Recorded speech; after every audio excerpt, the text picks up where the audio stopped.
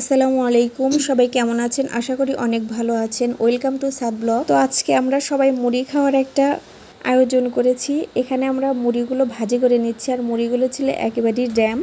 সেই মুড়িগুলো কড়াই ভাজি করে নিয়ে আবার নতুন করে সতেজ করে তুলেছি। তো এখানে হলো আমাদের ভাবি অনেকগুলো নাস্তা বানিয়ে এনেছে। তো দেখি নাস্তা কি কি বানিয়ে এনেছে এখানে। তো দেখতে পাচ্ছি এখানে পেঁয়াজু বানিয়েছে, এই যে। আর একটা দেখতে পাচ্ছি হলো আলুর রোল।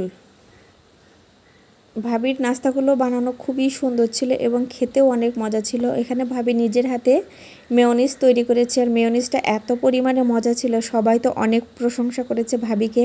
এবং নেক্সট টাইমে আরও খাওয়ার আবদার করেছে যে ভাবি আপনি আবার এরকম করে বানিয়ে খাওয়াবেন। তো ভাবি রাজি হয়েছে যে আচ্ছা ঠিক আছে, তো আমি আবার এরকম করে নাস্তা বানিয়ে খাওয়াবো।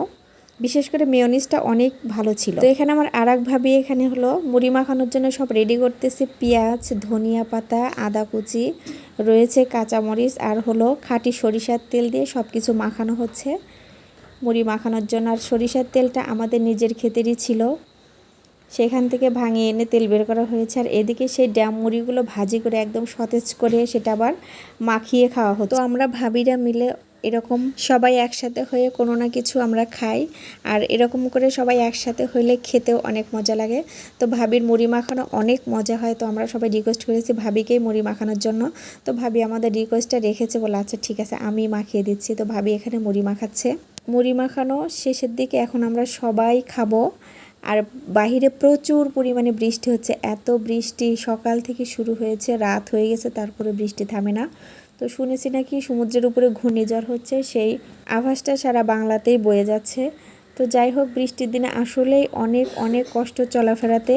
আর বিশেষ করে আমরা যারা বাচ্চাকে স্কুল মাদ্রাসায় নিয়ে যাই, আমাদের যে এত পরিমাণে কষ্ট হয়, বাচ্চাদের তো ওইভাবে কোলেও নেওয়া যায় না। তো রাস্তার ভিতরতে পার হওয়াটা খুবই কষ্ট, আর রাস্তায় এত পরিমাণে পানি বেঁধেছে যে ওখান থেকে চলাফেরা করাটা আসলেই অনেক কষ্ট বাচ্চা নিয়ে যাওয়া। যারা বাচ্চা নিয়ে স্কুল মাদ্রাসায় যায় তারাই আসলে বোঝে, আর যারা অফিস করছে তারা তো বোঝে যে কত পরিমাণে ভোগান্তির শিকার হচ্ছে। যাই হোক, প্রাকৃতিক নিয়ম এভাবেই চলবে। তো আমাদের এখানে কারোরই হাত নেই, আল্লাহ তাআলা যেভাবে চালাবে আমাদের সেভাবেই চলতে হবে। তো আমরা সবাই এখানে বসে যাবো এখন মুড়ি খাওয়ার জন্য। সবাই একসঙ্গে হয়ে কোনো কিছু খাওয়ার মজাটাই অন্যরকম, খাবারটা যদিও অল্প কিংবা একই রকমের। তো এখানে আমরা আয়োজন করেছি মুড়ি মাখানো, ভাবি পেঁয়াজু আর হলো পটেটো রোল বানিয়ে এনেছে। তো আমরা সবাই মিলে এখানে বসে পড়েছি খাওয়ার জন্য।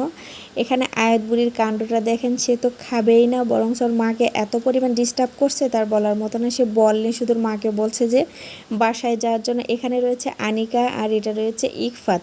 তো আমাদেরকে হাই দিয়ে বলছে যে খুব সুন্দর আন্টি, বলে আচ্ছা ঠিক আছে।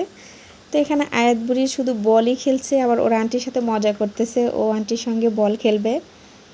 তো ভালোই দুইজন বল খেলতেছে, দেখি কে জেতে কে হারে। অবশেষে মনে হয় আয়াতই জিতে গেছে।